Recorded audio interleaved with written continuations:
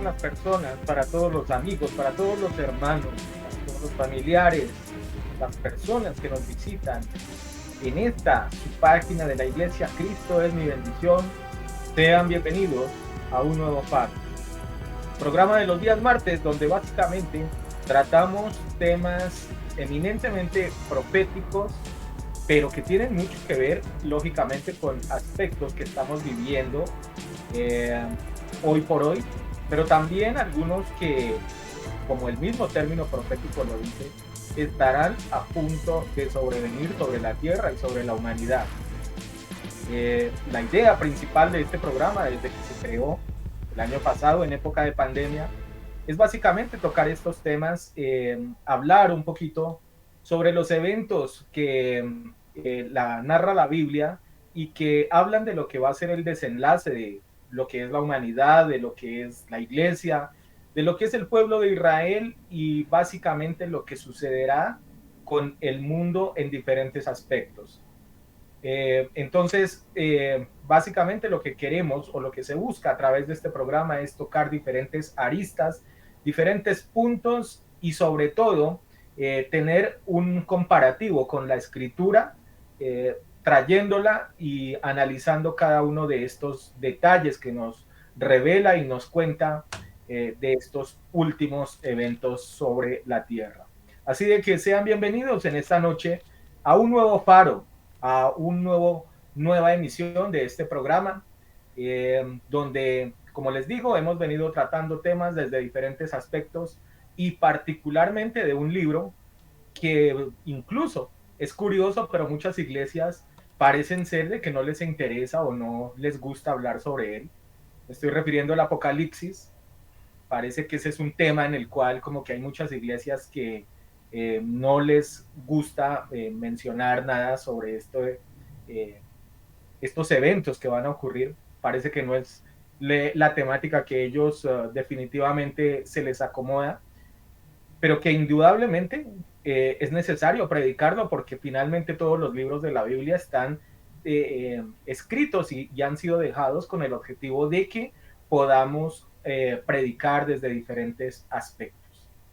Pero ya entrando en lo que hace referencia lo que ha sido la emisión de estos últimos programas, particularmente este último mes, hemos venido hablando en estos últimos martes sobre lo que es el tema de Apocalipsis 7, básicamente donde habla de los 144,000. Recuerde usted de que esto siempre lo he dicho, eh, cuando hicimos el tema de lo que fueron los 21 juicios del Apocalipsis. Este tema, este de los 144,000, está metido dentro de esos primeros 7 juicios. Es decir, cuando hablamos en la primera parte de esos 21 juicios del Apocalipsis, para que de pronto usted me entienda, los primeros 7 de los que hablamos fueron los sellos. Y dentro de los sellos, básicamente está inmerso este tema, el de los 144,000. Pero también, como lo he hecho la claridad en las emisiones anteriores, decidimos dejar este tema aparte porque indudablemente merecía que lo estudiáramos desde otra índole o desde otra óptica, dándole inclusive la importancia y la relevancia que amerita, porque pues es un tema que es para muchos bien confuso y para otros también como de difícil manejo. Entonces lo que buscamos es básicamente poder dar claridad sobre él. Hoy, si Dios lo permite, estaremos cerrando este tema de los 144,000 y a partir de la próxima semana empezaremos un nuevo tema también de mucha actualidad y de mucha importancia dentro de los eventos finales. Bien, vamos a saludar en esta noche a nuestros panelistas. Como siempre lo hago antes de entrar en materia, voy a saludarlos. Esta noche, como usted se dará cuenta, no nos acompaña nuestro hermano Exxon. Él hoy está descansando. Hemos querido, pues debido a las circunstancias de trabajo que está viviendo en los Estados Unidos, que era importante que él también estuviera teniendo un poquito de descanso en ese sentido. Pero como se darán cuenta, hoy, después de varios programas sin acompañarnos, está nuestro hermano Richard. Así de que vamos a empezar saludando a nuestros panelistas en esta noche. Le doy la bienvenida, como siempre, a usted, copastor, en esta noche. Bienvenido a este nuevo faro, a este capítulo final de los 144,000. Le doy la bienvenida y las gracias por acompañarnos en esta noche. Bienvenido a este nuevo faro y vamos a hablar y a concluir el tema de los 144,000. Gracias, pastor. Dios le bendiga y hurra para nuestro hermano Ricardo que nos acompaña nuevamente. Bienvenido aquí a casa donde siempre le extrañamos y le esperamos con sus aportes. Saludos también a nuestro hermano Exxon allí en los Estados Unidos y a los demás familiares y amigos que nos acompañan seguramente viendo este programa. Una bendición para cada uno de ellos, a Glorita igualmente, a todas las personas que allí nos acompañan. Un saludo también para cada uno de ustedes en los diferentes lugares, ya sea aquí en Colombia, no sé que hay algunas personas en México que nos ven, en algunos otros sitios que también estamos. Gracias por estar con nosotros. No lo olviden entonces allí tomar su celular, enviarle el link de esta enseñanza hacia las personas que usted quiere. Esta es una forma de evangelizar, de llevar la palabra de Dios y es contribuir llevando con este link la palabra del Señor. Alguna persona seguramente le será de gran bendición y su corazón seguramente será reconfortado con una palabra. El pastor ha dicho una cosa muy importantísima por allí, ¿no? Mencionando justamente esto de los 144,000. Cuando nosotros estábamos haciendo el estudio de la palabra del Señor, pasamos por lo que eran los sellos, las trompetas, los 21 juicios que se mencionan en la palabra de Dios. Aquí, entre la sexta y la séptima trompeta, que es perdón, de los sellos que son los que se están viendo, hay un vacío ahí, ¿no? Hubo un intermedio que es justamente lo que está ocurriendo con los 144,000. En su momento aquí internamente dialogamos, dijimos, es un tema bastante importante para tocarlo así de rapidez. Entonces quisimos obviarlo en ese momento y dijimos, vamos a tener un programa especial donde podamos hablar más tendido, más a largo, porque como lo mencionamos, es un tema muy importante conocer porque hay mucha confusión. Entonces por eso lo hemos traído aparte, después de que hablamos ya de los 21 juicios. Aparte hemos tomado estos temas, los hemos retomado, esto de los 144,000, hablamos también de las bestias, hablamos de los dos testigos, porque es puntos que tenemos que ir aclarando a través del camino. Por eso hemos hecho estos 3 programas, hoy completamos el tercero, seguramente terminaremos hoy, quedarán algo otras cositas, pero ya las profundizaremos más adelante.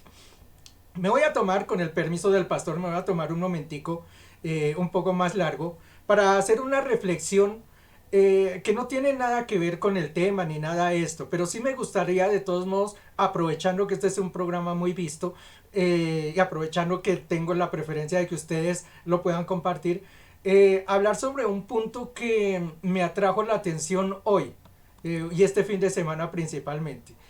Hay un jugador de fútbol, para aquellos que les gusta el fútbol, bueno, para las personas que no les gusta, no lo conocen, lo voy a mencionar. Hay un jugador que se llama Mauro Icardi, es un futbolista argentino. Hoy él juega en uno de los equipos más importantes que hay en el mundo, que es el Paris Saint-Germain, un equipo francés. Resulta que él hace un tiempo tuvo un inconveniente con un compañero de equipo, creo que se llamaba Maxi López, no recuerdo si fue exactamente con él, acerca de las esposas, creo que uno se la quitó a otro, bueno, en fin, hubo una gran novela. ¿A qué voy? Resulta que el señor Icardi por estos días no ha ido ni siquiera a entrenar al equipo. Y ustedes dirán, bueno, y a nosotros que nos interesa si va a entrenar o no va a entrenar. Pues yo quiero leerles unos apartes que extracté de algunos programas donde se menciona la historia de este señor Icardi. Ya les digo, esto no tiene que ver nada con que él sea cristiano, porque ni siquiera sé si será cristiano, aunque creo que no, por los hechos dice la palabra que los conoceremos, pero quiero referenciarlo. Dice, él está muy deprimido. Esto es una periodista que está hablando sobre él. Dice, está muy deprimido, se la pasa llorando y ella está que se la llevan los demonios. Dice, hablando de la que supuestamente es la esposa de él. Ella hoy se considera soltera y está enojadísima con él, aunque lo peor le pasa es a él. Más adelante dice, él ha llegado a Milán. Milán es una ciudad en Italia, ya les digo, él juega en Francia. Dice, ha llegado a Milán en medio de lágrimas, amenazando incluso con dejar su carrera futbolística si Wanda, que así se llama la esposa, no regresa con él para llegar a una conciliación. Bueno, ¿por qué traigo este tema a punto? Resulta que el señor Icardi por estos días se ha separado por alguna circunstancia que no nos interesa saber aquí, se ha separado de quien era hasta hoy en día su esposa, que es esa señora Wanda que mencionan allí. Es una modelo muy bonita que de pronto algunos la han visto en Europa. Pues resulta que ellos se separaron. Él está pasando por una situación terriblemente difícil, complicada. Según lo que dice allí, ha llegado hasta el punto de dejar el equipo, abandonar su trabajo, ir llorando a la ciudad donde ella habita y llegar.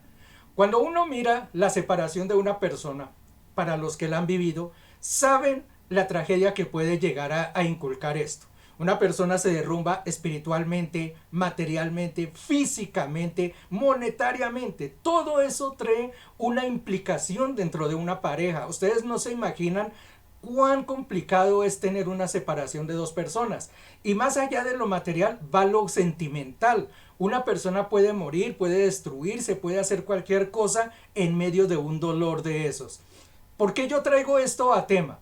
Resulta que hoy en Microsoft, que es donde yo miro las noticias, Microsoft MS News, generalmente yo las miro ahí, apareció un titular grandísimo allí en el portal, si ustedes lo quieren observar, en el portal, en el frente, y donde dice, los memes de Icardi. Y yo me quedé pensando cómo así. Ustedes saben lo que es un meme. Es cuando alguien toma algo y empieza a burlarse, a reírse de una persona. Ustedes lo han visto cuando han pasado otros eventos y empiezan a burlarse. Toman el dolor, mire, toman el dolor de una persona independientemente de quién sea. Toman el dolor de una persona para empezarse a reír y a burlarse de la situación que está pasando. Yo digo, esas personas no han mirado, no han sentido, no han experimentado qué es lo que está viviendo aquel caballero, aquel jugador o deportista para que la gente empiece a burlarse de la situación, como les digo, independientemente de ser cristiano o no. Y digo que era la reflexión, es lo que les quiero traer, hasta dónde ha llegado el ser humano. ¿Cómo es posible que a nosotros no nos importe el dolor de las personas, sino que por el contrario, como que disfrutamos del dolor de los otros para podernos reír y para poder hacer lo que llamamos memes hoy en día? ¿Es que acaso el ser humano ha perdido ese valor como ser humano? ¿Hemos perdido los sentimientos tanto que no nos interesa el dolor ajeno? Mire que la palabra del Señor a nosotros como cristianos, como seres humanos, nos insta a ¿qué? A tener piedad y consuelo de la viuda, del huérfano, del que está encarcelado, del que no tiene nadie. Es una invitación del Señor a tener compasión con los demás. Pero hoy resulta que el ser humano ha llegado casi maquiavélicamente, eso lo veíamos como en películas y todo, donde los malos se burlaban del dolor ajeno, ¿no? Mire, hoy en día se ve hasta en la vida normal, en la vida real. Yo digo, habrá gente que se burle del dolor de otros, y muy bien, pero yo digo compañías tan grandes como Microsoft, como MC News, que traten de burlarse del dolor de una persona que está pasando, me parece reprochable totalmente. Y uno como cristiano no debería tomar eso. Miren hasta dónde está llegando el ser humano, hasta perder el valor y la ética. Ojalá eso como cristianos y como iglesia nunca lo perdamos, que empezamos a burlarnos del dolor. El día de mañana alguien se tiene un entierro, se le muere un pariente y vea, usted y yo cuando lloramos hacemos unas caras horribles. Y dígame si no, no me vaya a decir que usted hace una cara linda cuando llora. Hacemos caras horribles. ¿Se imaginan ustedes que en medio de ese dolor alguien le tome una foto y empiecen a burlarse por allí y a decir, mire lo que está haciendo? ¿Ustedes creen que eso no es burlarse de uno, de jugar con los sentimientos de una persona? Tengamos cuidado, como iglesia eso no nos puede pasar. Los sentimientos tienen un valor y ante Dios eso se deben de respetar. Buenas noches y ya seguimos con lo de los 144,000. Voy en esta noche con mi siguiente invitado, con mi siguiente panelista, dándole la bienvenida después de varias emisiones sin estar. Saludamos a nuestro hermano Richard y le damos gracias por acompañarnos en este tema que hace referencia de los 144,000. Bienvenido Richard, bienvenido a un nuevo faro.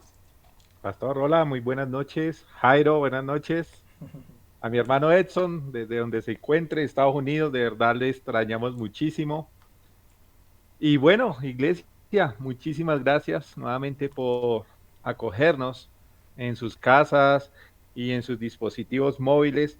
Definitivamente hace mucha falta estar dentro de estos mensajes en donde buscar primeramente la presencia de Dios y la guía del Espíritu Santo es bastante importante para nuestro desarrollo espiritual. Precisamente como lo dice Jairo, hoy la humanidad está cada día separándose de los planes de Dios, ¿cierto? Precisamente todos estos temas que estamos desarrollando dentro del faro es ver o más bien a dar a entender a toda la iglesia, a todas las personas, de que hay un Dios vivo y que este Dios tiene grandes planes para con cada uno de nosotros. Y es hermoso ver que vemos todos estos temas que hemos visto en el Apocalipsis, Pastor Jairo, vemos que viene una ira de Dios tremenda, pero si vemos en estas pocas páginas, vemos que hay muchísimas promesas dentro de la Biblia, ¿no? ¿Cierto? Y el mismo Apocalipsis también nos cuenta cómo es ver lo gratificante que es pertenecer, estar dentro de los planes de Dios. Precisamente aquí dentro del capítulo 107, dentro de los 144,000 sellados, dentro de las vestiduras blancas, vemos que también hay unos planes perfectos para las personas que obedecen, ¿cierto? Lo que nos dice este gran manual que es la Biblia. Entonces, iglesia, bienvenidos y como lo dice Edson siempre, papel, lápiz y su Biblia, porque este tema es bastante interesante. Y hoy vamos a ver un tema el cual Dios quiere tratarnos de una manera sorprendente y lo que es nuestra salvación, lo que es el rapto, ¿cierto? Lo que vamos a ver muchísimas cosas hoy y estén atentos, iglesia. De verdad, hoy el tema va a ser gratificante y a nivel personal, espiritual, va a ser de verdad muy confortante. Entonces, muchísimas gracias nuevamente por tenernos en su casa. Muchísimas gracias por de verdad tratar y separar estos minutos para buscar de la presencia de Dios, para buscar de su palabra. Entonces, iglesia, muchísimas gracias y bueno, vamos a empezar con este súper tema. Estén preparados, por favor, compartan, por favor, sus comentarios son muy importantes porque estos temas llegan gracias a ustedes también, el cual nos escriben por mensajes, por inbox, por todos los medios que tenemos. Entonces, no duden, por favor, en contactarnos. Cualquier duda, sugerencia, será bienvenida. Gracias, Pastor. Bien, vamos a entrar en materia entonces en esta noche ya a hacer el análisis de lo que es el remate de lo que hace parte o referencia a este estudio. Y para ello los voy a invitar de que nos ubiquemos en Apocalipsis 7, en los versículos a partir del 9 en adelante. Hoy voy a utilizar la Biblia de las Américas. Hoy voy a usar esa traducción para que lo tengamos en cuenta en esta noche. En la parte del título de la negrilla dice los redimidos de todas las naciones, y ya de entradita aquí nos da una idea de básicamente a qué hace referencia. Hago la salvedad de que este tema de alguna forma ya lo habíamos tocado, digamos que tangencialmente en los programas anteriores, pero hoy muy precisamente vamos a entrar, digamos, a ya a sacar conclusiones y a dar ideas definitivas sobre lo que es este pasaje. Habla básicamente de estos redimidos. Y quiero que les preste atención, y hoy elegí justamente esta traducción porque me parece bien interesante la manera como habla de este evento que se ocurre acá dentro de lo que es la gran tribulación. Dice, después de esto miré y vi una gran multitud que nadie podía contar, de todas las naciones, tribus, pueblos y lenguas, de pie delante del trono y delante del Cordero. vestidos con vestiduras blancas y con palmas en las manos, y clamaban a gran voz diciendo: la salvación pertenece a nuestro Dios que está sentado en el trono y al Cordero. Verso 11. Todos los ángeles estaban de pie alrededor del trono y alrededor de los ancianos y de los 4 seres vivientes, y cayeron sobre sus rostros delante del trono y adoraron a Dios diciendo: amén, la bendición, la gloria, la sabiduría, la acción de gracias, el honor, el poder y la fortaleza sean de nuestro Dios por los siglos de los siglos. Amén. Verso 13. Y uno de los ancianos habló diciéndome: estos que están vestidos con vestiduras blancas, ¿quiénes son y de dónde han venido? Y en el verso 14 dice: y yo le respondí: Señor mío, tú lo sabes. Y él me dijo: estos son los que vienen, y quiero que le preste atención a esto, dice, de la gran tribulación, y han lavado sus vestiduras y las han emblanquecido en la sangre del Cordero. Por eso están delante del trono de Dios y le sirven de día y de noche en su templo. Y el que está sentado en el trono extenderá su tabernáculo sobre ellos. Ya no tendrán hambre ni sed, ni el sol los abatirá, ni calor alguno, pues el Cordero en medio del trono los pastoreará y los guiará a manantiales de agua de vida. Y Dios enjugará toda lágrima de sus ojos. Hasta ahí básicamente lo que hace referencia a este escrito. Primero, con lo que quiero arrancar para darle paso a mis panelistas en esta noche, es que el domingo pasado yo les estuve hablando en el mensaje de dominical, básicamente de un evento que se dio y que fue profetizado. Les dije no solamente desde el momento en el que se da cumplimiento, o sea, ya en Mateo, cuando se cuenta dentro de ese evangelio, lo que es conocido coloquialmente como la entrada triunfal de Jesús a Jerusalén.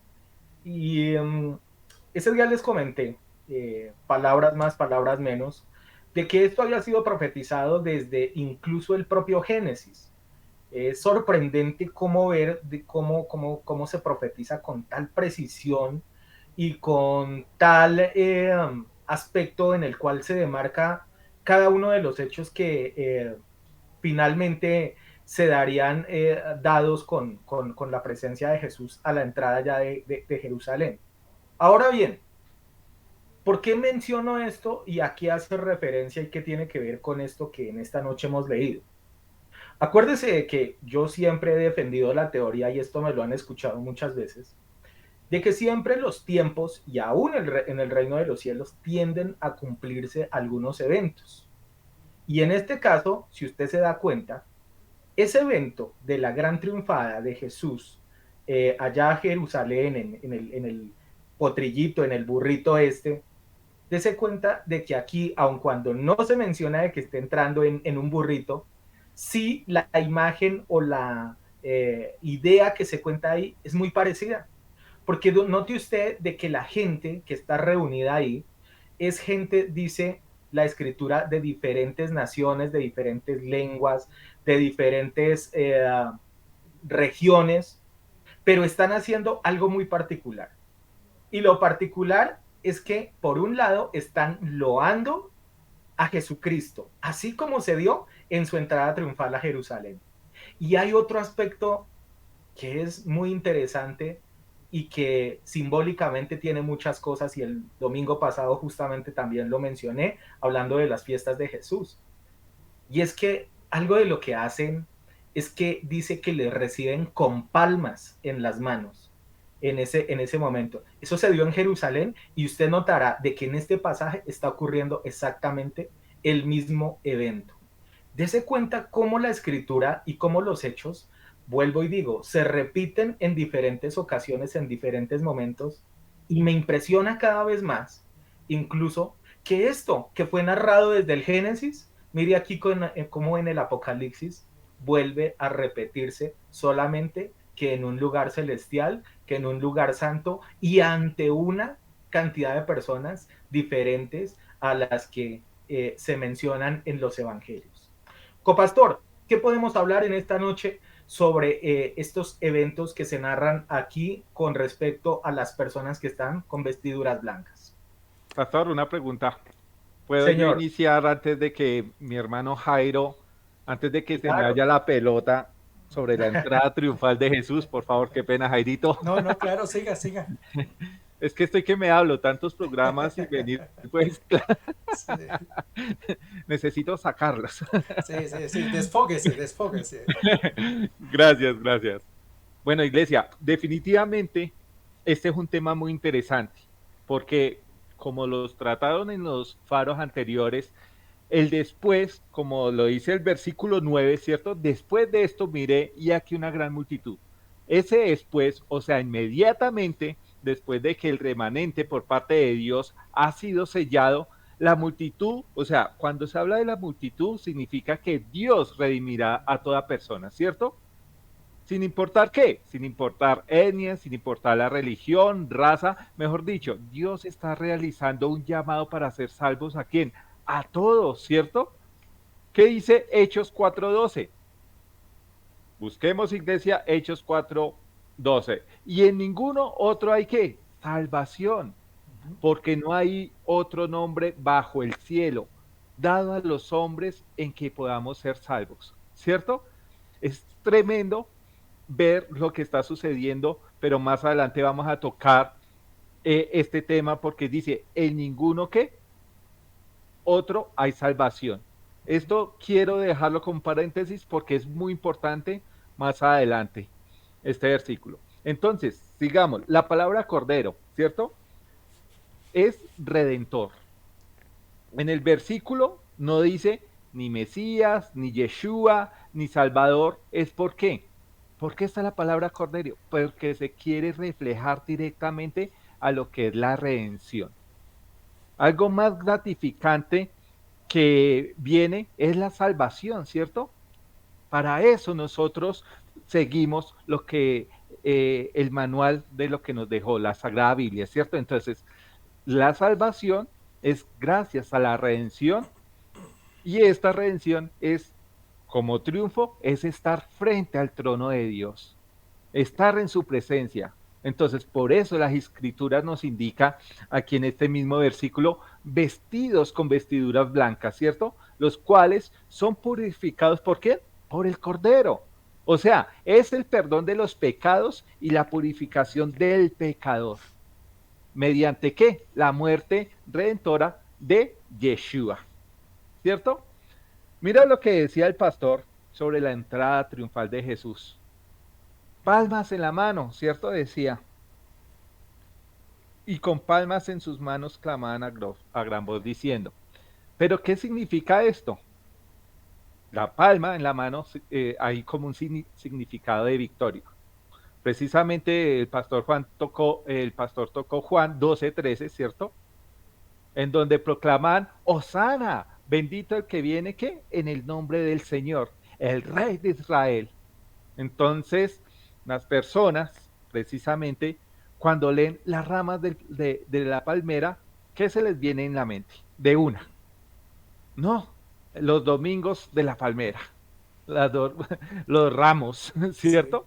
Ujú. Pero vemos que debemos leer cuál es el significado, ¿cierto? De que las ramas. Entonces, es muy importante que no son solo las hojas, ¿cierto? De la palmera, sino tenemos que también ver que es muy necesaria las ramas de la palmera como tal, ¿cierto? No son solo las hojas, deben ser las ramas de la palmera con sus hojas. Precisamente investigando y sobre todo en los faros anteriores sobre las fiestas judías, ¿cierto? Ujú. Es muy importante en el judaísmo lo que se llama el lulav, ¿cierto? Que se toman las ramas con las hojas, ¿cierto? Y el fundamento es la rama de la palmera. ¿Qué significa? La dependencia de Dios. Ojo que mire lo que tiene tanto significado solo estos versículos. El ULAV es una fronda. Dirán, uy, ¿qué es una fronda? Una fronda es el conjunto de ramas de un grupo de árboles o arbustos, ¿cierto? El cual cerrada de la palmera datilera. Entonces, Para el lulaf, perdón, lulaf, ¿cierto? Vemos que debe cumplirse 4 especies para esta festividad judía. ¿Cuál es la festividad judía? Todos los que han visto el faro, ¿recuerdan? Es el Sukkot, ¿cierto? Para ver la fronda se necesita otras especies. Las tengo aquí. Se llama Adas, que es el mirto, el Arahab, que es el sauce, y el etrog, que es el citrón. ¿Dónde lo podemos ver? Vayan a sus Biblias, que pueden más adelante, por tiempo, poder estudiarlo sobre Levítico 23:40, ¿cierto? Entonces, cuando se une, sucede que el lulaf, ¿cierto? Esto se conoce como que el lulaf, en donde todos los judíos ondea estas 4 especies, esta fronda, el cual son 4 especies de planta, las ondean en direcciones diferentes, ¿cierto? Norte, sur, este, oeste, abajo y arriba, ¿cierto? Ustedes saben, y el pastor nos ha enseñado mucho lo que significa la numeración. ¿Por qué en estas 6 direcciones distintas? Esto significa que el 6, que es la gracia, ¿cierto? Entonces, esta festividad o este Sukkot lo utiliza el Ulaf, ¿para qué? Para darle o expresar la dependencia con Dios. Entonces, cuando realizamos este Sukkot, ¿cierto? O directamente el Ulaf, es cuando aceptamos la gracia de Dios. Y lo más gratificante, lo más hermoso de esto es que la gracia de Dios es para todas las personas. Todos los pueden obtener. Y precisamente el resultado de esto es la redención, ¿cierto? Precisamente más adelante dice, para que sean lavadas sus vestiduras para que queden blancas, ¿cierto? Entonces, la dependencia de Dios hace que nuestras vestiduras se queden blancas, ¿cierto? Entonces, después de ello, debemos que proclamarlo directamente a todos. No quedarnos con esto, sino proclamarlos a todos. Entonces ustedes dirán, oiga, pero qué bonito, pero es solo el pueblo judío. No, esto suena que es la multitud, que es para todas las naciones, para toda la iglesia, para todas las personas que de una u otra manera quieren conocer a Jesús, a Yeshua como tal. Él precisamente nos da esa opción.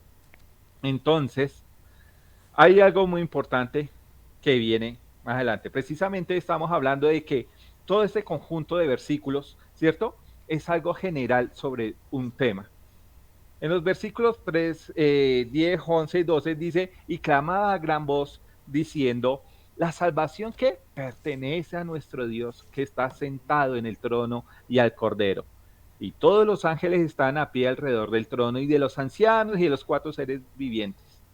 Y se postraron sobre sus rostros delante del trono y adoraron a Dios, diciendo, amén, la bendición, la gloria, la sabiduría, gracias y la honra y el poder y fortaleza sean ¿de quién? A nuestro Dios por los siglos de los siglos. Amén, ¿cierto? Entonces, toda esta multitud declara que la salvación pertenece es a Dios. ¿Pero por qué dicen eso? Porque recibieron la salvación con nuevo cuerpo, o sea, después del rapto experimentaron la salvación. Qué gratificante es eso, ¿cierto? Vivir para Dios y recibir la salvación y experimentarla en el cielo, ¿cierto? Es algo muy bonito. Entonces uno de los ancianos habló diciendo, estos que están vestidos de ropas blancas, ¿quiénes son y de dónde han venido? Precisamente el versículo 14 nos da como una respuesta sobre quiénes son. Son aquellos que han salido de ¿qué? De la gran tribulación. Precisamente es muy importante ver que dice gran tribulación.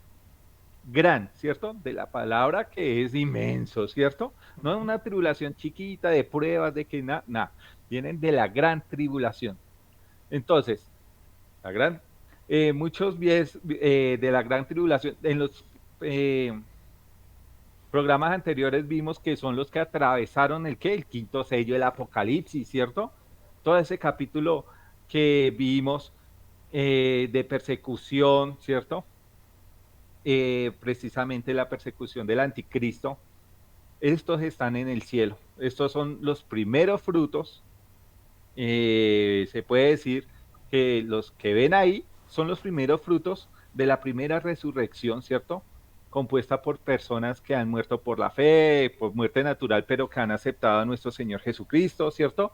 Por de una u otra muerte, pero que han hecho lo que Dios ha mandado y están adorando directamente a Dios. Entonces, las personas que han salido de la gran tribulación es del gobierno del anticristo. Entonces, hay algo que muchas veces no, posiblemente voy a crear aquí un debate pequeñito sobre la religión del anticristo. Y precisamente más adelante, no sé, hablaremos sobre lo que la religión que usará el anticristo y muchos dirán que es el Islam, ¿cierto? Que es uno de lo que va en contra directamente del propósito de Dios. Pero vemos que lo único en que se une el Islam es es el odio contra Israel, ¿cierto? Vemos que el Islam adora a su dios Alá, es el cual es como un nombre genérico que le pusieron de Dios y defiende algo muy diferente de lo que viene los planes de Dios. Y pues, Richard, dime. me gustaría de todas maneras de que este tema de lo que es la gran tribulación y esto lo miráramos un poquito más adelante. Vale. Porque yo tengo una opinión referente a esto, Ah, listo. Entonces sí crees debate, referente listo. a lo que es la parte de la gran tribulación y tengo una posición argumentada con base, digamos, a lo que la Biblia inclusive nos relata al comienzo del mismo Apocalipsis, Perfecto. para que tengamos una idea un poquito más profunda de estas personas que salen de este momento de la gran tribulación. Listo. ¿Listo? Listo, Paz, Entonces, claro que sí. No, entonces para finalizar entonces mis minuticos, ¿cierto? Vemos que entonces algo gratificante que viene de estos versículos es la redención, ¿cierto? Vemos que nuestra salvación, o sea, vemos que el precioso regalo que nos dio Yeshua es la salvación, ¿cierto? Gracias a esa redención y vemos que podemos estar adorando a Dios directamente de frente. Entonces, iglesia, definitivamente veo que esto es más como una alerta, más que cualquier miedo o temor que se despierte en este capítulo, es como una alerta de lo gratificante que puede ser la salvación para estar con el Cordero, ¿cierto? Precisamente está en el medio de todos nosotros pastoreando. Entonces, es algo muy lindo, pastor. bueno, referente a lo que, con lo que concluye Richard acá en este caso de lo del Apocalipsis, que probablemente muchas personas lo toman con temor, con miedo, incluso cuando se habla de la palabra Apocalipsis, como que automáticamente se viene a la mente son las películas de terror, eventos catastróficos, incluso, digamos, películas basadas y que están clasificadas dentro del género justamente de terror. Algunas llevan por nombre Apocalipsis o hacen referencia a esto. Pero sinceramente y concienzudamente yo veo que el propósito de Juan y obviamente del Señor cuando le da la inspiración a Juan no tiene nada que ver con eso, en mi opinión. Yo no niego de que hay eventos que son bastante duros sobre los que se vendrá sobre la tierra. Pero si usted lo mira desde otro ángulo, usted se va a dar cuenta de que está hablando es de redención, se está hablando es de cómo Dios es presentado, cómo Jesucristo ya es presentado, es como rey. Está hablando es de una promesa de un cielo nuevo y de una tierra nueva. Se está hablando es de salvación. se está hablando es de el momento en el cual el Señor concluye todo lo que fue su trabajo, llamémoslo desde un comienzo, para tener como conclusión finalmente que las personas que Él ama profundamente y los que le amaron o le amamos también a Él, lograremos esa recompensa final. Entonces, considero que más bien, como en algunas ocasiones se ha hablado referente a la Biblia, es más bien como la conclusión de una historia de amor, de un final, digamos, Feliz. como suele concluir las novelas, romántico, y con una conclusión bastante bonita donde el rey, el príncipe queda con su doncella y su amada. Copastor, le había dicho de que entonces estábamos hablando de lo que es el comienzo de este evento donde se repite algo muy similar a lo que se menciona allá en Mateo y en el Evangelio también de Marcos con la entrada triunfal.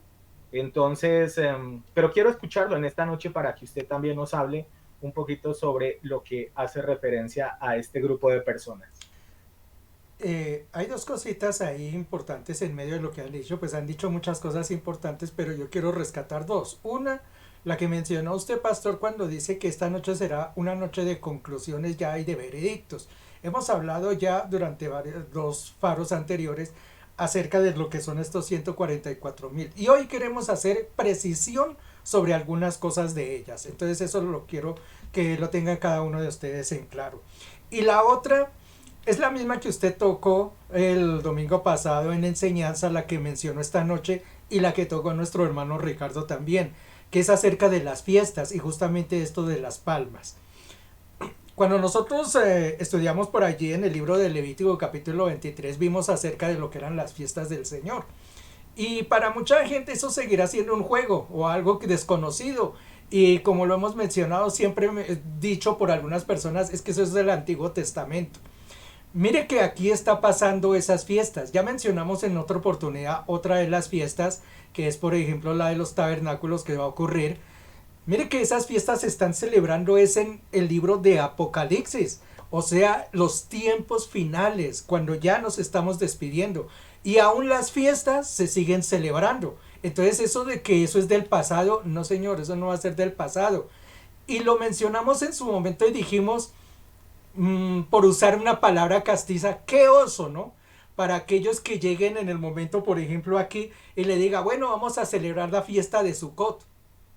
Y empecemos a preguntar, bueno, ¿y qué Sukkot? ¿Qué se hace aquí? ¿Y aquí hay que hacer qué? ¿Levantar esto o hacer aquello?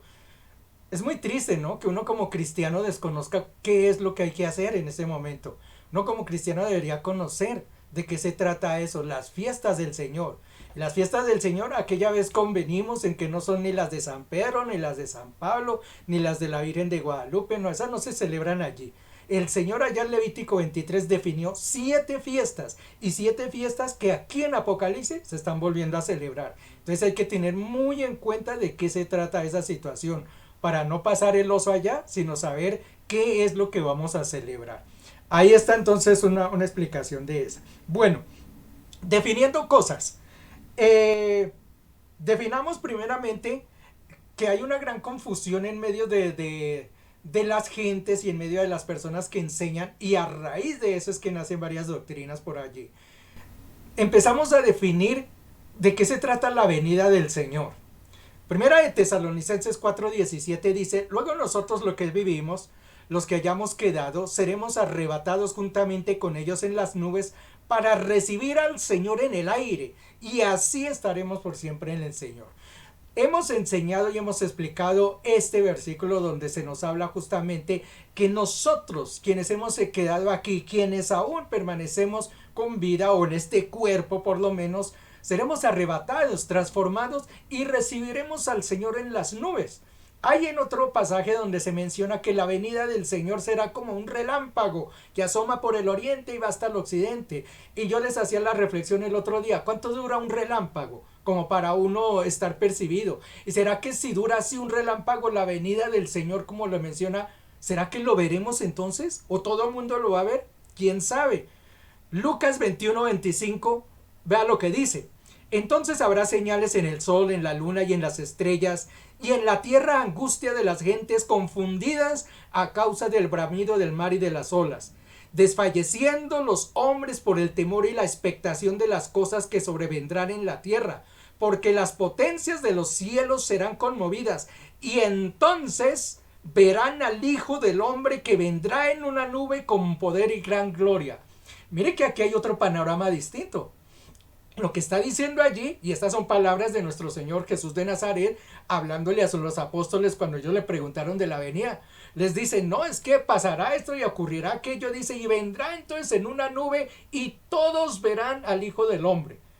Eso ya es una contradicción con el primer versículo. En el primer versículo que leímos antes, Tesalonicenses, dice que los que estemos aquí subiremos y nos encontraremos será con el Señor, es allá, en el segundo cielo seguramente. Allá es donde nos vamos a encontrar. Él no va a venir como un relámpago que pasa de aquí a allá. No lo van a ver.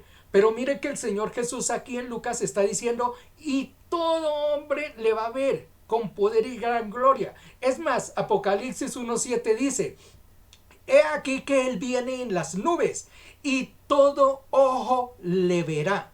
Y lo que les traspasaron y los linajes de la tierra harán lamentación a causa de Él.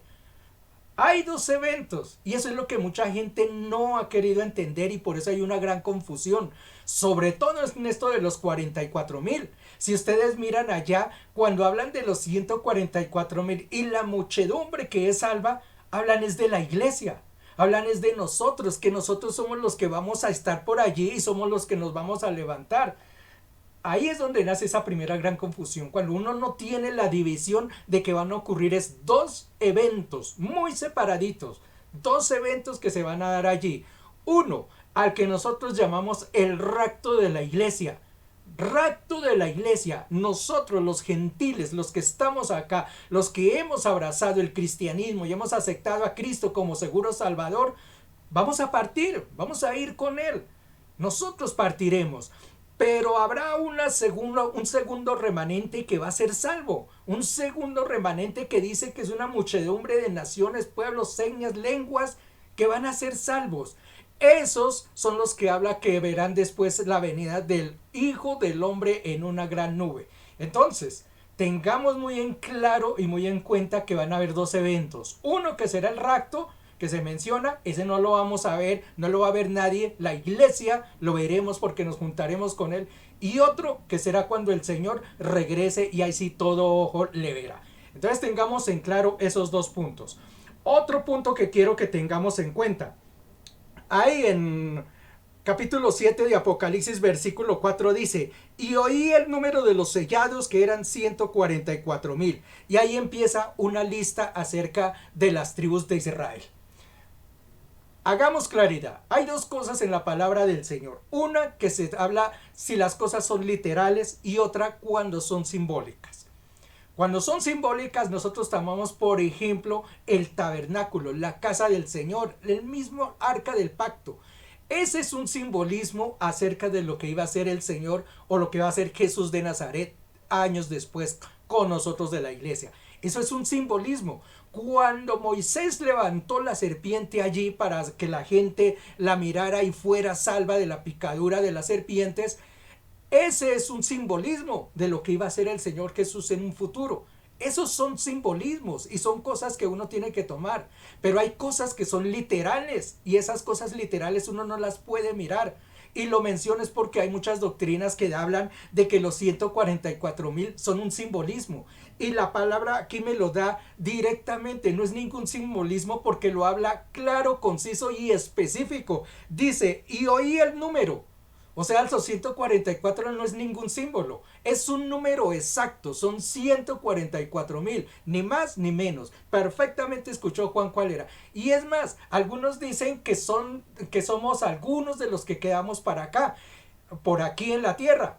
Algunas doctrinas enseñan que son dizque el grupo de ellos. La palabra aquí, y Juan lo está especificando, son judíos, vienen de la tribu de Isaacar, vienen de la tribu de Neftalí, vienen de la tribu de Zabulón, de José, de Manasés, son judíos. A eso no hay que cambiarle, no hay que mirar simbolismo de nada. Son judíos, punto. Esas son palabras que los dice allí el Señor directamente. No hay necesidad de hacerles traducción. Entonces tengamos en cuenta eso. Son 144,000 y son judíos. Eso tenemos que irlo teniendo claro. Entonces, tengamos esas cositas, ya le digo, estamos tomando conclusiones de lo que hemos leído hasta ahora. Más adelante les hablaré de lo que habla de los sellados y también hablaremos de si son realmente los 144,000 los mismos de una muchedumbre, porque es que enseñan que son los mismos. Ya vamos a mirar eso más adelantico. Siga, pastor.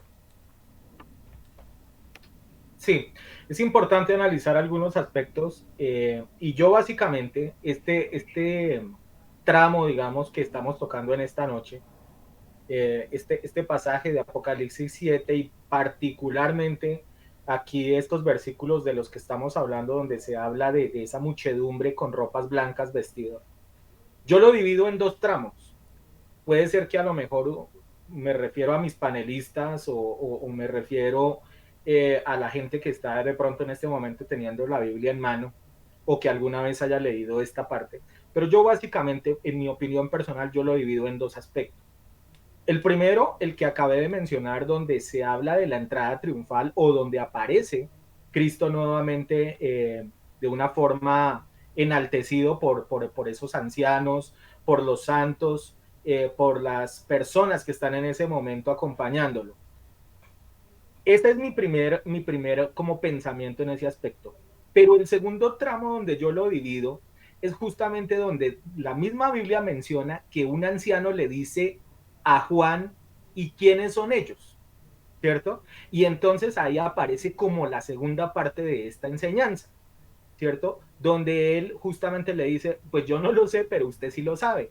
Y él empieza a remarcar esas personas de dónde aparecieron, ¿cierto? Yo lo divido básicamente en esos dos puntos. Ahora bien, ¿por qué le dije a Richard hace un ratito de que quería que aguantáramos un momentico antes de hablar de dónde aparecen estos personajes? Justamente porque quiero que esto lo manejemos de tal manera de que las personas tengan claridad de dónde aparecen justamente estas personas. Aun cuando ahí lo está narrando la escritura, justamente hay doctrinas que han dicho, y algunos ahí es donde se sostienen de que justamente la iglesia va a pasar por lo que es la gran tribulación, ¿cierto? Entonces, ahí es donde yo quiero hacer mi aporte, por eso le dije a Richard, espérate un segundo porque quiero y tengo una idea con respecto a eso y sobre ella quiero que la discutamos para finalizar en esta noche este faro, justamente. Pero quiero que usted le preste atención a los siguientes aspectos que les voy a dejar en consideración, tanto a mis hermanos panelistas como a las personas que nos están siguiendo. Yo en ocasiones he mencionado de que la Biblia no en todas las partes aparece cronológicamente. Incluso cuando hice el estudio de los libros de la Biblia, les dije que probablemente en el caso de algunos no estaban ubicados cronológicamente, es decir, con una línea de tiempo perfecta, ¿cierto? Más sin embargo, si usted se da cuenta, en el caso particular del Apocalipsis, sí aparece una cronología, es decir, una línea de tiempo.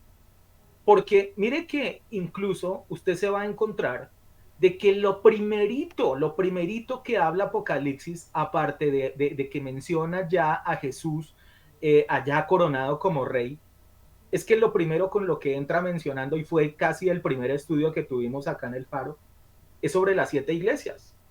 Dese cuenta que es lo primero que se menciona dentro del Apocalipsis, la iglesia como tal. Pero les hago una pregunta, inclusive a ustedes, hermanos panelistas. ¿Acaso la iglesia vuelve a aparecer ahí más adelante en alguno de estos juicios? Mire que cuando se cierra lo de la iglesia Filadelfia, no se vuelve ya a mencionar más la iglesia, sino se empieza a hablar es de juicios, se empieza a hablar es de esto que se viene acá, se empieza a hablar del milenio, ¿cierto? Ya cuando desciende justamente el Señor es con la iglesia, pero la iglesia como tal ahí después de las 7 iglesias no vuelve a aparecer.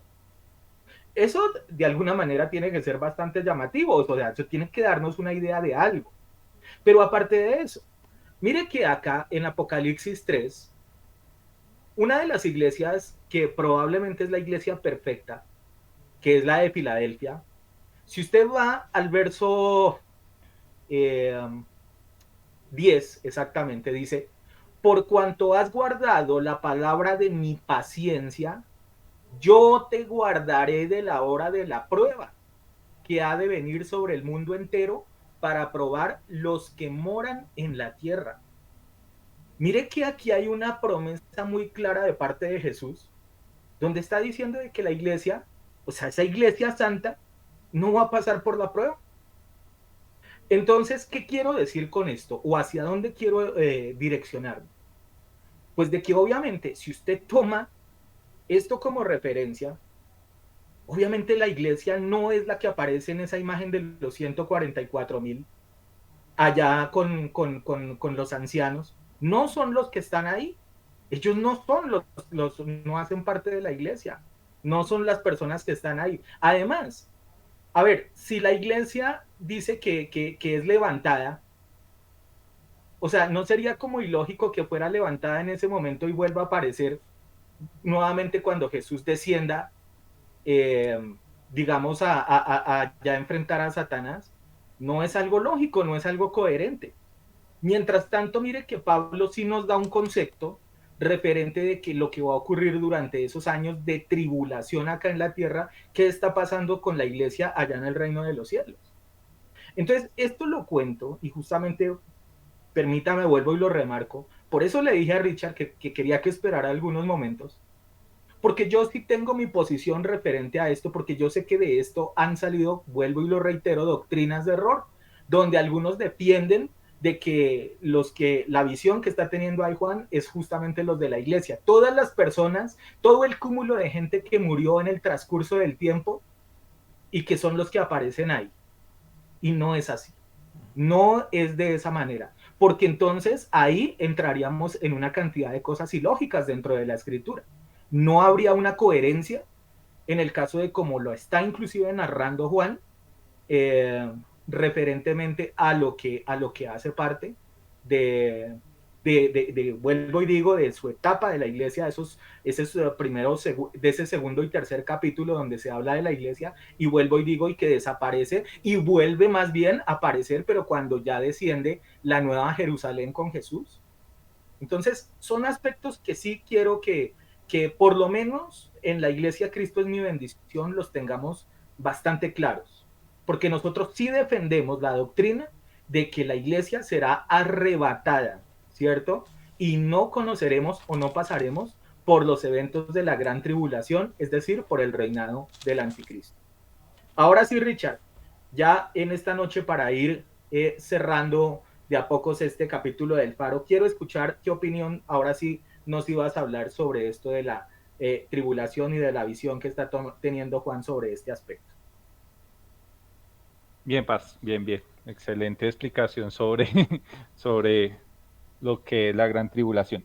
Precisamente, bueno, ha llegado sobre mí muchas preguntas sobre lo que es el anticristo, ¿cierto? Que ya muchos faros hemos hablado sobre lo que es el anticristo, sobre la gran tribulación y sobre la religión de lo que es del anticristo, ¿cierto? Precisamente hoy me gustaría pues tomarme unos minutos sobre lo de la religión del anticristo, y este es el debate que creo que ustedes o tendremos aspectos diferentes sobre lo que es esta parte. Algo de que muchos han hablado sobre lo que es la gran tribulación cuando el anticristo venga en su poder. Es importante ver la cronología sobre todo el pueblo de Israel. Directamente tenemos que ver reflejado qué sucede en Israel, ¿cierto?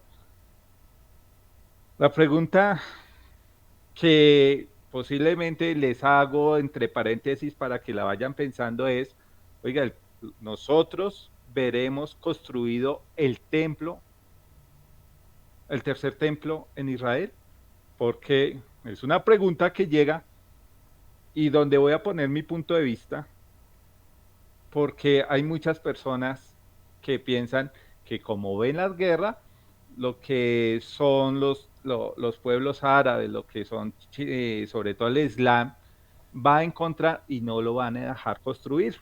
Ustedes saben que está la guerra de que están mirando que Israel y Jerusalén pertenece a Palestina y no van a dejar construir el templo, ¿cierto? Nosotros lo veremos, no sé, pero un punto de vista posiblemente mío es que posiblemente por mi parte sí lo veremos. ¿Por qué lo digo? Ahí está el Islam, ¿cierto? El Islam está en contra del propósito de Dios, el Dios de Israel, de Yeshua HaMashiach, ¿cierto? Su Dios Alá, ellos lo tienen como un nombre genérico que le pusieron y defiende algo muy diferente de lo que es el Torah, de lo que es la Biblia, ¿cierto?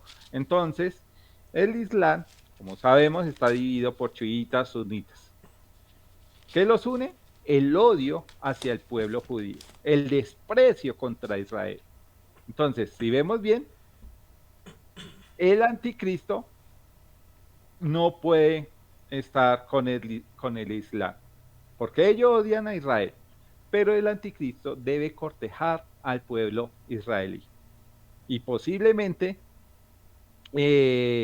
no sea la palabra, pero de una u otra manera el anticristo dará como bendición, según él, al pueblo de Israel la construcción del templo, ¿cierto? El cual sabemos que va a ser por un corto tiempo, ya sabemos y ya le hemos visto lo que es el anticristo. Entonces, él va a ofrecer la paz, seguridad, ¿cierto? A Israel. Después de un tiempo, Israel lo rechazará. ¿Qué dice en segunda de Tesalonicenses 2, de 3-4? Nadie os engañe en ninguna manera, porque no vendrá sin que antes venga ¿qué? La apostasía y se manifieste el hombre de pecado, el hijo de perdición, el cual se opone y se levanta contra todo lo que se llama Dios o es objeto de culto, tanto que se sienta que en el templo de Dios como Dios, haciéndose pasar por Dios. O sea, vemos la separación del pueblo de Dios es por apostasía. Allí el anticristo va directamente a dos cosas. Uno, en contra de los mandamientos de Dios. Y dos, se sentará en el templo para engañar a todos y rechazará directamente el pueblo judío. Entonces ahí es donde llega la persecución, llega la gran tribulación, llega esa realidad de que tanto hemos hablado de todas las personas tendrán su marca, bueno, en fin, ya saben. Entonces, allí vemos que el anticristo, o bueno, más bien cuando el pueblo de Israel despierta esto, entonces antes de la gran tribulación, pasará el rapto. Ahí es donde, como lo explicó Jairo, en un relámpago, ¿cierto? Un abrir y cerrar de ojos, Yeshua nos llevará con él.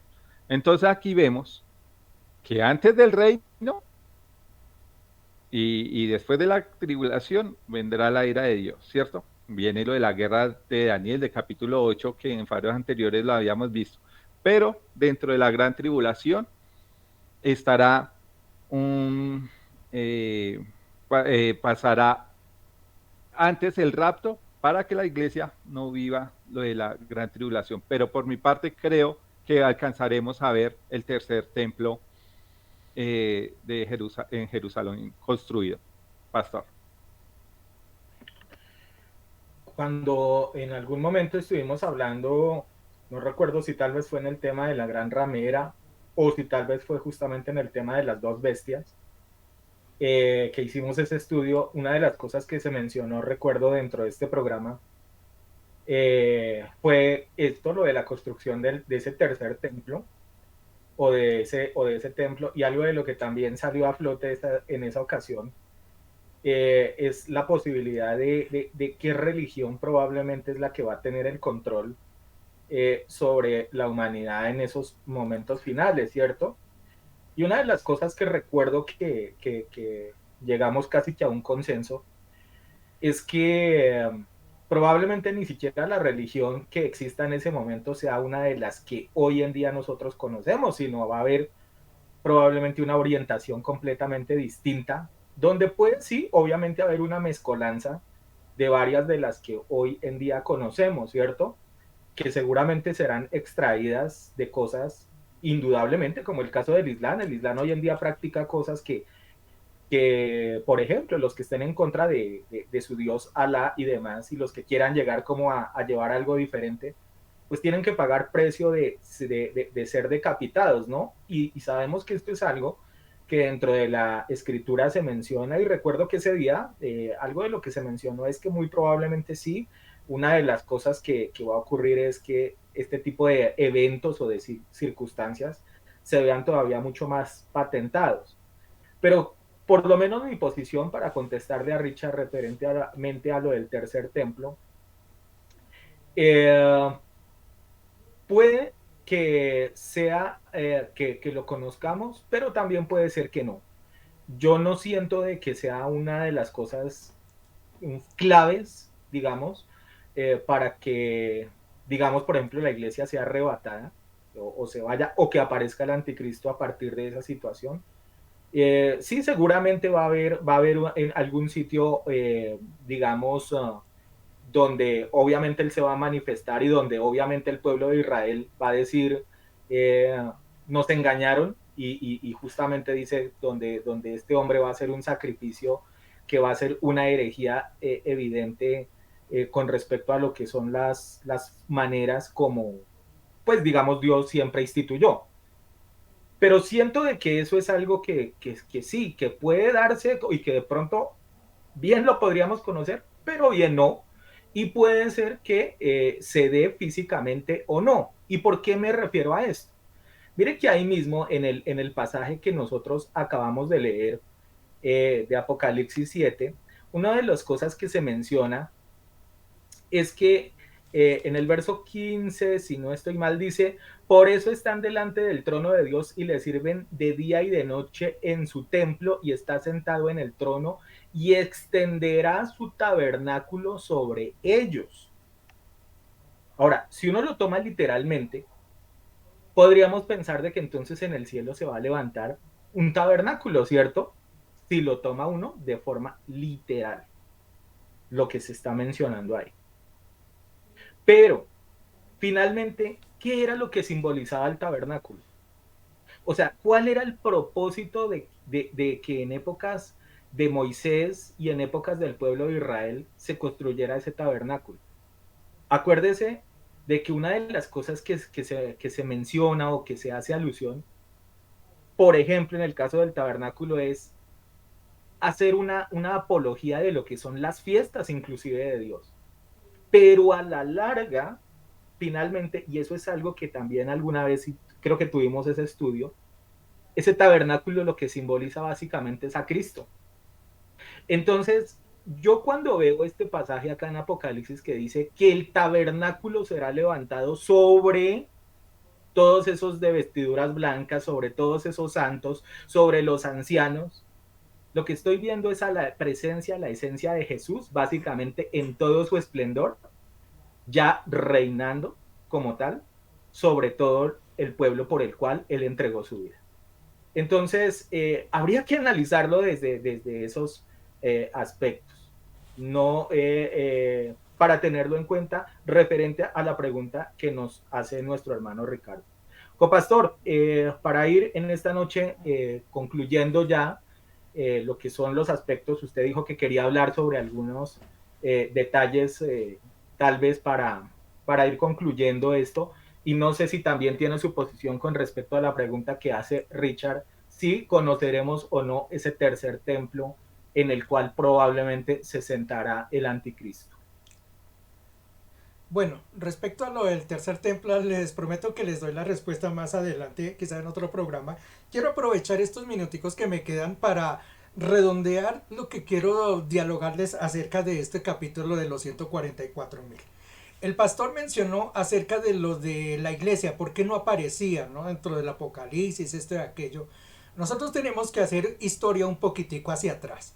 Recordemos que el Señor, la promesa que le entregó primero fue para el pueblo de Israel, para el pueblo judío.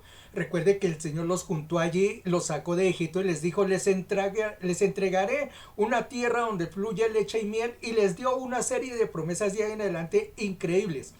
Jesucristo vino al pueblo de Israel y ellos lo rechazaron, lo abandonaron. ¿Qué hizo Dios entonces? Llamó entonces al pueblo gentil. Tú y nosotros somos los gentiles, es la iglesia, nace con Jesucristo. Él levanta entonces un pueblo que le va a adorar, que lo vamos a seguir. Un día Él va a tomar esa iglesia, que es el rapto que les mencioné anteriormente, nos va a tomar a nosotros y nos llevará a su lugar. ¿Y qué va a pasar con el pueblo de Israel? ¿Qué va a pasar con las promesas? Yo les dije el otro día que Dios no es deudor de nadie. Él no le va a quedar debiendo a nadie nada en este mundo. Resulta que el pueblo de Israel hoy en día está como en stand-by.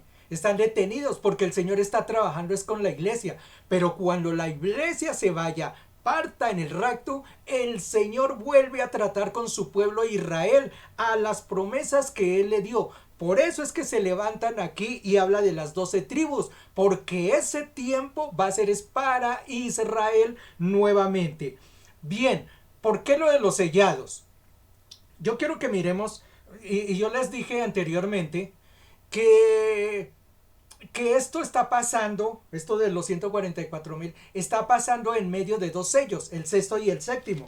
Si ustedes van allá y miran lo de los sellos, antes de los 144,000, menciona que se abra un sello en el séptimo, por ejemplo, dice que habrán relámpagos, incluso vienen las trompetas, vienen juicios, llueve granizo, dice que cae incluso un meteoro a la tierra, que hay fuego, que la gente se calcina. Miremos cómo termina Apocalipsis 9, cómo termina esa situación. Vamos a leer desde el versículo 13, dice, y el sexto ángel tocó la trompeta y una voz entre los 4 cuerpos del altar de oro que estaban delante de Dios, diciendo al sexto ángel que tenía la trompeta, desata a los 4 ángeles que están atados junto al gran río Éufrates. ¿Ustedes recuerdan cómo comenzó este capítulo? Si ustedes van y miran allá el capítulo 7, recuerden qué es lo que está diciendo, que se detienen los juicios. ¿Por qué? Porque los 4 vientos, los 4 ángeles detienen ciertos juicios. Aquí está hablando que se desatan los ángeles. Y mira lo que entonces sigue diciendo. Sueltan entonces esos juicios y dice, y fueron desatados los 4 ángeles que estaban preparados para la hora, el día, el mes y el año, a fin de matar la tercera parte de los hombres. Y el número de los ejércitos de los jinetes eran 200 millones. Yo oí su número. Así vi en visión los caballos y a sus jinetes, los cuales tenían corazas de fuego, de zafiro y de azufre, y las cabezas de los caballos eran como cabezas de leones, y de su boca salían fuego, humo y azufre. Por estas 3 plagas fue muerta la tercera parte de los hombres, por el fuego, el humo y el azufre que salían de la boca, por el poder de los caballos que estaba en su boca y en sus colas, porque las colas eran semejantes a serpientes que tenían cabezas y lo dañaban todo. Y a los otros hombres que no fueron muertos con estas plagas, ni aun así se arrepintieron de las obras de sus manos, ni dejaron de adorar a los ídolos de plata, ni de oro, ni a las imágenes de bronce, ni de piedra, ni de madera, las cuales no pueden ver, ni tampoco oír, ni andar, y no se arrepintieron ni de sus homicidios, ni sus hechicerías, ni sus fornicaciones, ni nada. Mire el juicio tan terrible que viene en ese momento, cuando el Señor desata, le dice a los ángeles, ya no estén más allí teniendo los vientos, sino suelten esa vaina. Van a ocurrir una serie de juicios, dice allí, que serán los caballos con cabezas de dragones, de no sé qué, las colas como serpientes, y matarán la gente. Pues mire que el Señor siempre ha tratado de salvar su pueblo. Cuando Israel salió de Egipto, que mataron a los primogénitos, el Señor pasó y le dijo, vayan, unten allí sangre en los dinteles y entonces el ángel no los herirá. Cuando Noé entró al arca, Cuando Lot salió de Sodoma y Gomorra, el Señor siempre salvó su pueblo, pues esta no va a ser la excepción. Él va a salvar a su pueblo Israel. Por eso es el sello. El Señor primero los va a marcar y cuando pasen estos desastres, ellos estarán marcados y esos juicios seguramente no acarrearán sobre ellos. Por eso es la cuestión de los sellos que va a caer sobre este pueblo. Y ya para terminar, yo quiero que vayamos a Apocalipsis 14. Apocalipsis 14, porque ahí vuelve y habla de los ángeles, del cántico de los 144,000.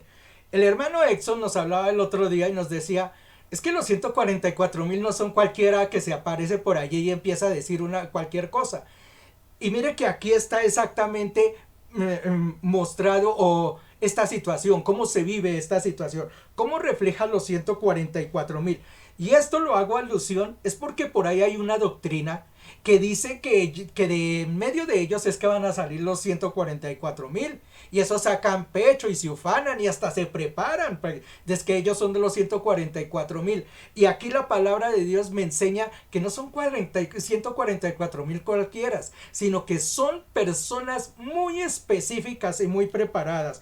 Ojalá, muestre, voy a ver si alcanzo a leer, el tiempo se nos está acabando, pero voy a ver si alcanzo a leer alguna de esas cositas. Dice, después miré y aquí el cordero que estaba en pie sobre el monte de Sión y con él 144,000 que tenían el nombre de él y de su padre escrito en su frente. Y oí una voz del cielo como estruendo de muchas aguas y como un sonido de un gran trueno. Y la voz que oí era como de arpistas que tocaban sus arpas y cantaban un cántico nuevo delante del trono, delante de los 4 seres vivientes y los ancianos. Miren tan hermoso lo que se está viviendo allí. Estas personas serán tan especiales que van a cantar un cántico que ni usted y yo lo vamos a entender. Ni los ángeles del cielo van a saber. Será tan especial para Dios. Ese grupo que van a cantar con arpas, dice, allá van a entonar un cántico que solamente será para Dios. Solamente Él va a entender. ¿Serán unos especiales estas personas que ellos solamente son los que van a saber ese cántico? Tienen que ser súper especiales para que ellas sean las únicas que le puedan a cantar a Dios un cántico único y especial. Dice en la parte final, estos son los que no se contaminaron con mujeres, que son vírgenes. Y esto seguramente lo tocaremos en algún momento, si es que el hecho de estar con una mujer es contaminarse o no. Eso lo hablaremos después, pero desen la importancia que tienen estas personas. Y sigue diciendo, estos son los que siguen el Cordero a donde quiera que va. Y yo digo, ¿será que hay muchos pastorcitos por ahí que se dedican a predicar en sus grandes templos ostentosos y cuando los llaman a lugares apartados, ¿será que van? Mire, estos sí aceptan y dice, siguen al Cordero a cualquier lugar a donde va. Y termina diciendo, fueron redimidos de entre los hombres como primicias de Dios para el Cordero. Y en sus bocas, óigame bien, en sus bocas no fue hallada mentira, pues ellos son sin mancha delante del trono de Dios. La pregunta es, ¿son especiales o no? Mire, son personas que son súper recontra especiales. Esos 144,000 son personas que Dios eligió. Dicen, no habrá mentira. Ya le digo, nuestro hermano Exxon nos hablaba de algunos personajes, de algunos pastores que hoy en día se ufanan, dichosos, ¿no? De ellos, dizque estar de cerca de la presencia de Dios. Yo digo personas como esas, que le roban a la gente su dinero, que se dedican, hay por ahí una persona, imagínense, con un trapo sacándolo a vender, que porque es un trapo ungido y entonces haciendo mercadería. Otros que vendían disque frasquitos de agua que del río Jordán, un pedazo de cruz, vendían ahí un leño, es que no, esto es tomado de la cruz del Señor. Ese tipo de personas, ¿usted cree que luego son los que van a ser 144,000? No, esos son especiales, son escogidas. Esas son las características que van a tener los 144,000. Y esto es lo que podemos decir acerca de esas personas. Dios les bendiga. Muchas gracias por haber estado con nosotros esta noche. Bueno, esperamos de verdad que hayamos podido tal vez colmar todas las expectativas de las personas que han seguido este estudio de los 144,000. Pero sí, indudablemente hay algunos aspectos que son bien particulares. de los cuales, por ejemplo, se habla de una santidad enorme de estas personas, de los que estuvieron guardados, ¿cierto? Solamente para Dios.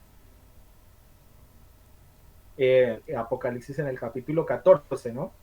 Donde incluso esto me viene a mente, recuerde usted que inclusive el apóstol Pablo dice, refiriéndose a los hombres que pueden mantenerse en castidad, dice que ojalá se pudieran mantener en castidad, y él dice, no porque sea malo el hecho de que tengan su esposa, y por el contrario, quien no pueda mantenerse en castidad, pues debe tener su esposa, dice claramente Pablo.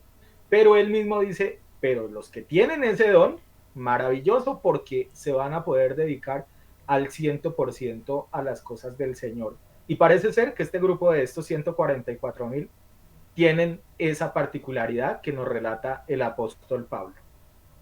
No sé si de pronto algo queda pendiente, Richard, copastor, para tenerlo en cuenta, o si simplemente ya damos por concluido lo que es este estudio.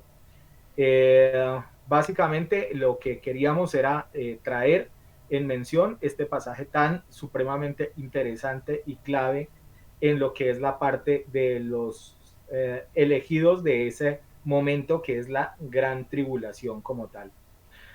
Bien, entonces en esta noche, bueno, Richard, bendiciones, gracias por habernos acompañado y será hasta un próximo faro.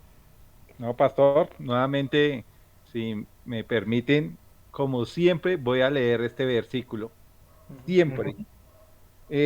Primera de Apocalipsis, capítulo 1, versículo 3. Bienaventurado el que lee y los que oyen las palabras de esta profecía y guardan las cosas en ellas escritas, porque el tiempo que está cerca. Definitivamente, empezando el Apocalipsis, y mira lo que Yeshua nos entrega como tal. Entonces, bendiciones, iglesia, y muchísimas gracias por estar con nosotros, y bueno, que sea de mucha bendición para la vida de cada uno de ustedes. Muchas gracias, feliz noche. Igualmente, Richard, feliz descanso también para ti. Gracias por habernos acompañado en este paro y que ojalá tu participación la sigamos teniendo constantemente dentro de este programa. Copastor, igualmente para usted, una feliz noche. No sé si tenga un apunte final para las personas, para los que han seguido este estudio. Agradecerle a cada uno de ellos que nos haya acompañado e invitarlos especialmente que seguramente la próxima semana traeremos un tema que será de mucha bendición para todos. La mejor de las noches, la mejor de las semanas para todos. Dios les bendiga.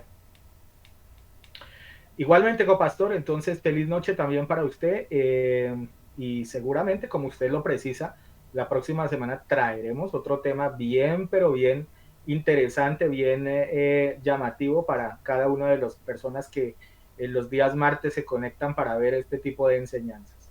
Y para cada uno de ustedes, los que nos siguen a través de las redes sociales, a través de las cuentas de la Iglesia Cristo y mi bendición, también les deseamos una feliz noche. Les damos las gracias por seguirnos, por ser fieles, los que comparten este link, y será hasta una próxima oportunidad. Si es que el Señor no ha venido por su iglesia o si Él no nos ha llamado a su presencia. Hasta pronto y bendiciones para todos.